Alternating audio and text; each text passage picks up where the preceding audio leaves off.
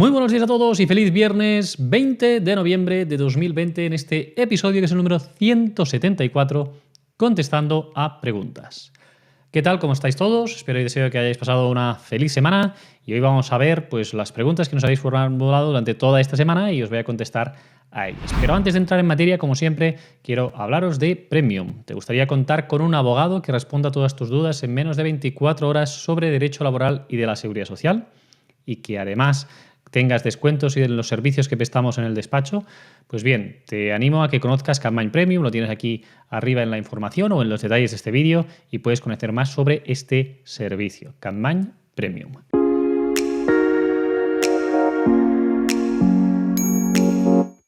Bien, muchísimas gracias a todos por la atención que habéis tenido durante esta semana de los vídeos, que ha sido normalmente alta, por lo tanto os lo agradezco. Habéis tenido un seguimiento importante en los directos, directo que hice el miércoles a la vez en YouTube y en Facebook y también luego en Instagram. Muchísimas gracias por ello y también los vídeos que hemos ido colgando durante esta semana. Vamos a hacer un poco un repaso de los contenidos que hemos visto esta semana. Tenemos el lunes 2 casos de éxito, como cada lunes. Tenemos en este caso uno por escrito, que fue una incapacidad total cualificada a un mecánico después de que el INS le diera el alta. Y también en un caso de éxito, mi compañero Alberto hizo un vídeo en el que una jueza rebate al INS y concede la incapacidad total por EPOC, por enfermedad pulmonar obstructiva crónica, a una limpiadora. También el martes hablamos en este caso del recurso de casación en la incapacidad permanente, en los casos en los que se puede ir, que son muy pocos, pero se explica en este vídeo mi compañera Nekane pues, cuáles son esas situaciones de lo que sería un recurso de casación. El miércoles, como ya he comentado, vimos los directos a las 5 de la tarde, como cada semana, directo en YouTube y Facebook simultáneamente, y a las 5:30 empezamos ese directo en Instagram que también está funcionando durante estas semanas. Y ya por último, ayer publicamos un blog sobre la incapacidad permanente en los militares, lo que es la pensión por inutilidad del servicio, ese complemento que sería un poco como el que se cobra por parte de MUFAC en la gran invalidez, pero en este caso que quien lo paga es el ISFAS, el Instituto de las Fuerzas Armadas. Bien, dicho esto, vamos ya a contestar a las preguntas de la audiencia. Siempre ya lo sabéis, si os gustan este tipo de vídeos os pido que le deis al like, que os suscribáis al canal si aún no lo habéis hecho y que le deis a la campana para que os avisen de todos los vídeos que vamos subiendo para vosotros. Bien, empezamos con dos preguntas, en este caso de Facebook. Las voy a contestar juntas y en este sentido así lo podemos ver. Nos hace una pregunta los míos desde Facebook, como os decía. Dice, ¿qué expectativas hay respecto a la flexibilidad en las jubilaciones anticipadas con discapacidad del 65% con el anuncio que hizo el ministro en el Parlamento? ¿Cómo crees que las flexibilizarán? Y luego otra pregunta la hace Cádiz Lolocay y dice, buenas tardes Jorge, quisiera saber si existe novedad sobre la propuesta de jubilación anticipada a trabajadores con el 45% o más de discapacidad reconocida. Creo que este punto se está estudiando en los pactos de Toledo y he leído que es un tema aprobado. ¿Hay algo concreto sobre esto? Gracias. Bien, muchísimas gracias por las preguntas que me formuláis al respecto. No es nada que esté aprobado. Como ya sabéis, en los pactos de Toledo hay unas recomendaciones. Se habla sobre la jubilación anticipada en general, nada en concreto sobre la discapacidad. Se tiene que ver ahora un poco qué es lo que se hace con esto. Y en concreto, pues nos habla de lo que queréis preguntar es sobre dos accesos a la jubilación que son distintos. Recordemos que el del 65% o más lo que hace es reducir la edad de jubilación ordinaria. En el 65% se reduce, en este sentido, una cuarta parte del tiempo que se haya trabajado con la discapacidad reconocida en 65%, es decir, 3 meses por cada año que se haya trabajado, o si aparte del 65% más se tiene reconocido el de la dependencia, es decir, un 75% más, entonces se reduce la edad de jubilación ordinaria al 50% por año trabajado. 6 meses se reduce la edad por cada año trabajado hasta un máximo de llegar a los 52 años. Bien, respecto a esto, no sé cómo se va a flexibilizar, pero sí que es cierto que para que se reduzca efectivamente la edad se deben haber cotizado muchos años y en la mayoría de supuestos pues no acaba de ser demasiado efectivo. Yo, lo de los 52 años, que se rebaje o más, va a tener unos efectos prácticos pequeños, porque hemos de tener en cuenta que aquellas personas que tenéis una discapacidad reconocida, pues con un 65% más, pues también tenéis una vida laboral más corta y que por lo tanto ahí es un poco más difícil de acreditar esto. Yo creo que pueden venir las ventajas por el hecho de que no se exija los mismos años cotizados para cobrar el 100% de la pensión, como puede ser en este sentido lo que es, ¿no?, los trabajadores, pues por ejemplo, que estáis en esta situación, que no se exijan pues 36 años y medio, 37 años o 38 y medio que pueda llegar hasta el final para poder acceder al 100% de la pensión. Yo creo que por ahí podría ir. Otra cuestión podría ser que se redujera, pues se ampliara, ¿no?, que la reducción fuera un poco más rápida. En lugar de una cuarta parte o el 50%, que se ampliara y fuera pues la del 65 o el 50% y la de pues el 75 con dependencia un año. No creo que sea eso tampoco, pero bueno, veremos a ver qué es lo que se puede pactar y los beneficios que podéis tener y estaremos aquí para explicároslo. En referencia a la otra, el tema del 45% tampoco hay, ¿eh? Ya sabéis que este acceso del 45% está solo sometido al hecho de tener alguna de las enfermedades recogidas expresamente, por ejemplo, el síndrome del pospolio, por ejemplo, también la esclerosis múltiple, el ELA, el síndrome de Down, una serie de enfermedades tasadas que dicen ese Real Decreto. Y aquí lo que se hace no es reducir la edad de jubilación ordinaria, sino lo que se dice es que se puede jubilar a partir de los 56 años mientras se haya cotizado 15 años como mínimo con ese 45%. Entonces, ¿qué es lo que puede salir de aquí? Pues bien, tirar hacia atrás un poco. Yo, por ejemplo, he tenido el honor de poder ayudar a la Asociación Catalana de Afectados por Polio y Pospolio, y en este sentido, pues sí que podríamos decir que estas personas, en cuanto se aprobó este Real Decreto que permitía la jubilación anticipada, pues ya muchos no habían tramitado este grado de discapacidad. Y si te exigen tener 15 años, pues que muchos ya no les llegaba a tiempo, que los efectos de este Real Decreto pues eran bien intencionados, pero no llegarán a ningún lado. Entonces, quizá es eso, el hecho de poder demostrar de una forma más fácil que ellas estaban en esa situación a los efectos de poder acceder a la jubilación anticipada, con ese grado de discapacidad. Quizá va por ahí con el tema de los personas que tenéis un 45% o más con una enfermedad en concreta del baremo. Pero bueno, vamos a ver qué es lo que sucede y en todo caso aquí estaremos, como os decía, para explicároslo. Bien, vamos a otra pregunta. Nos la hace en este caso Obedece al Ja y dice: hola, tengo fecha de juicio para una demanda de incapacidad permanente total. La pregunta es si puedo pedir una incapacidad parcial, habiendo pedido desde un primer momento la total en la demanda judicial presentada ante el juzgado de lo social. Quiero saber si se puede modificar o no. Gracias. Bien, muchísimas gracias por la pregunta. En todo caso, sí que se puede pedir esto y en el día del juicio se puede pedir subsidiariamente una parcial porque estamos pidiendo un grado inferior. Lo que yo te diría a todos los efectos es que si lo sabes ya, que presente un escrito tu abogado al juzgado para que se lo pueda preparar la Seguridad Social en este sentido y que pueda preparar una defensa para la parcial también. Porque si solo se va a buscar la total, el juicio, la Seguridad Social se lo defiende por una total y el juez podría decir que hay algún tipo de indefensión. En principio no debería haber ningún problema, se puede hacer, pero depende del juzgado, puede decir que se está modificando sustancialmente pues, lo que se ha pedido en la demanda y en la reclamación previa y que eso no procede en el acto del juicio. Por lo tanto, mi recomendación sería que lo alegaras ya, que dijeras en un escrito pues que se amplíe esa demanda en el sentido de pedir la parcial, que no genera un perjuicio para la Seguridad Social y que pues lo pueda preparar de cara a juicio y que no haya indefensión. Muchísimas gracias por la pregunta. Vamos con otra. Nos la hace Islam Laglali y dice lo siguiente: hola, me llamo Laglali. Gracias por todo. Estoy de baja por enfermedad común. Llevo más de un año. Al darme de alta tendré derecho a paro. Antes de la baja me faltaban 2 meses para cumplir un año de cotización.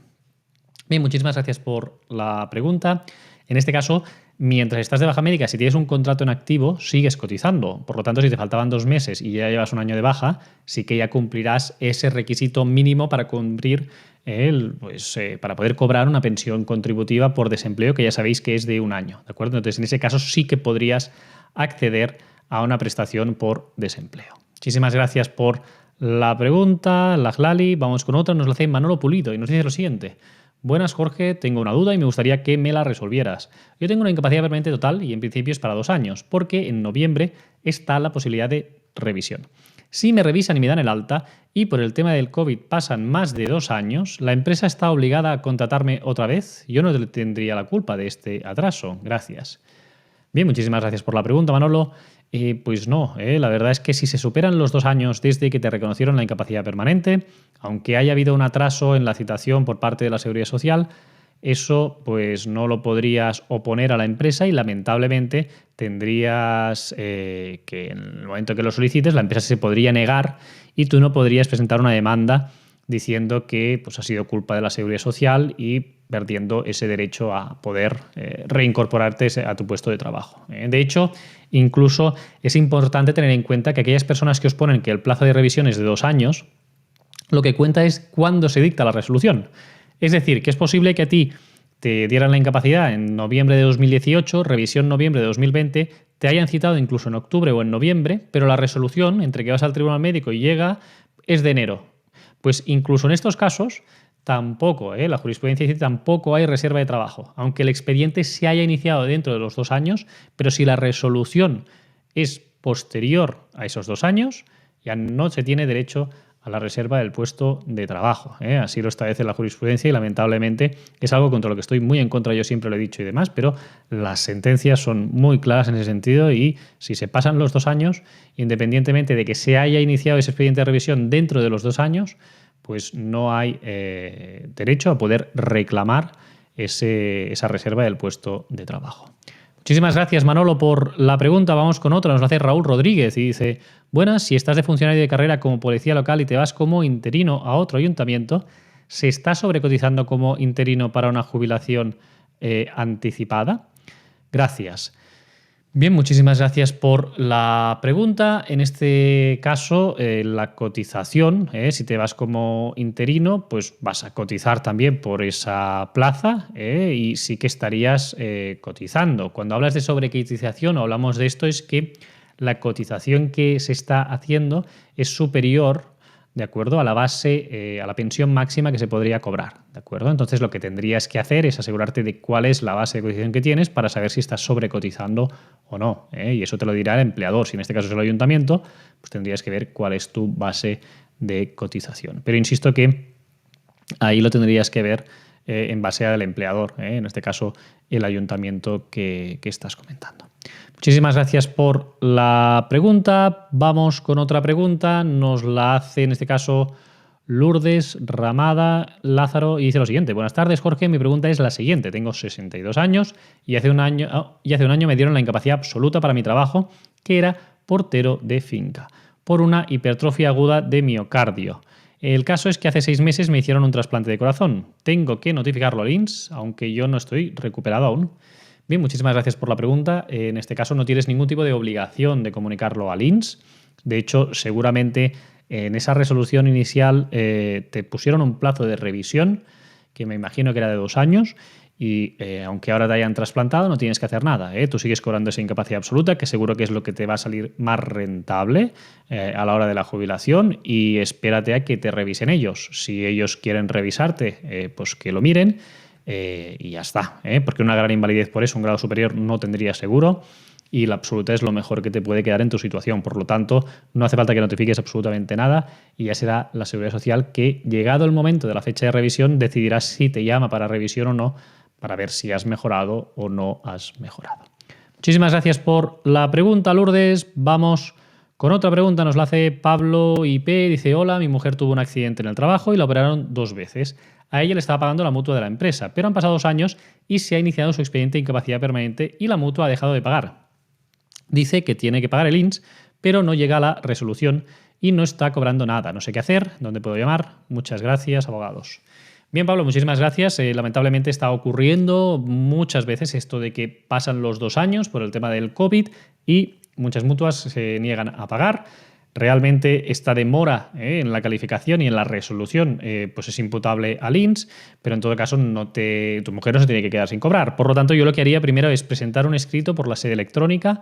Lo puedes hacer incluso sin tener certificado digital.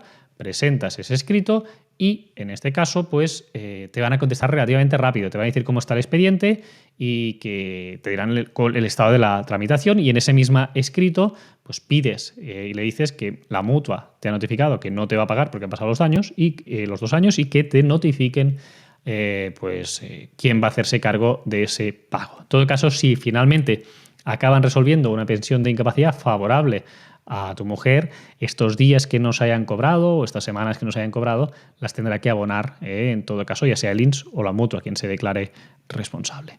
Muchísimas gracias, Pablo, por la pregunta. Vamos con otra pregunta. Nos la hace Ana Márquez Camino. Dice: hola, tengo en los 2 pies fascitis plantar crónica y en la cadera artritis.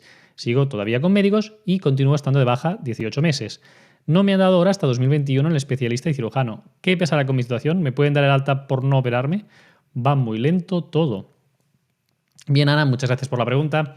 En este caso, es posible, ahora quedan 2 posibilidades: o que te den el alta o que te digan que te prorrogan la baja hasta un máximo de 6 meses más, los 24, o que viendo que te tienen que operar y demás, pues entiendan que no puedes hacer tu trabajo porque aún no te han operado y te den una incapacidad permanente revisable, pues a lo mejor en un año. Entonces te dan la incapacidad porque la baja no puede demorarse más de 2 años y si se prevé que va a ser más larga de 2 años, te dan una incapacidad revisable a los 6 meses, te intervienen y si luego te recuperas, pues te quitarían esa incapacidad permanente y tú tendrías el derecho al puesto de trabajo que estabas ahora, ¿vale? Otra opción es que te den el alta, que entiendan que pese que aún sigues con limitación, no es suficientemente grave y que pues, cuando te tengas que operar, pues que cojas la baja de nuevo y entonces a partir de ahí se mira si esa operación ha funcionado bien o no y entonces te darían la incapacidad o no en ese momento. ¿De acuerdo? Estas serían un poco las situaciones que tendríamos en tu caso. Muchísimas gracias por la pregunta, Ana. Vamos con otra pregunta. Nos lo hace Madeleine Palomino y dice lo siguiente: buenos días, yo tengo alergia asmática. Toso todos los días y me falta la respiración. El doctor me dio discapacidad, pero el seguro no me lo aprobó porque no soy ciudadana. ¿Es verdad? ¿Qué me aconseja? Muchas gracias. Bien, Madeleine, no sé qué te refieres con lo de que no eres ciudadana. Evidentemente, todos somos ciudadanos. No sé si eres comunitaria, extracomunitaria o lo que sea, pero en relación al grado de discapacidad se reconoce cualquier persona. En este sentido, que vive aquí en España, pues te lo pueden reconocer y la incapacidad permanente también te la pueden reconocer si cumples los requisitos de cotización. Entonces, si quieres aclarar un poco más tu pregunta, nosotros te lo agradeceríamos y así te podremos responder en el canal. Muchísimas gracias por la pregunta, Madeleine. Vamos con otra pregunta. Jesús González dice: yo he solicitado por vía telemática el aumento del 20% de la incapacidad total cualificada. ¿Cuánto tardan en contestar? Gracias. Bien, más o menos depende de la Dirección Provincial de la Seguridad Social donde lo hayas presentado. Por ejemplo, Madrid va con bastante atraso. Todas las reclamaciones previas, casi todas, acaban yendo en silencio administrativo, es decir, pasan más de los 45 días hábiles para contestar en plazo.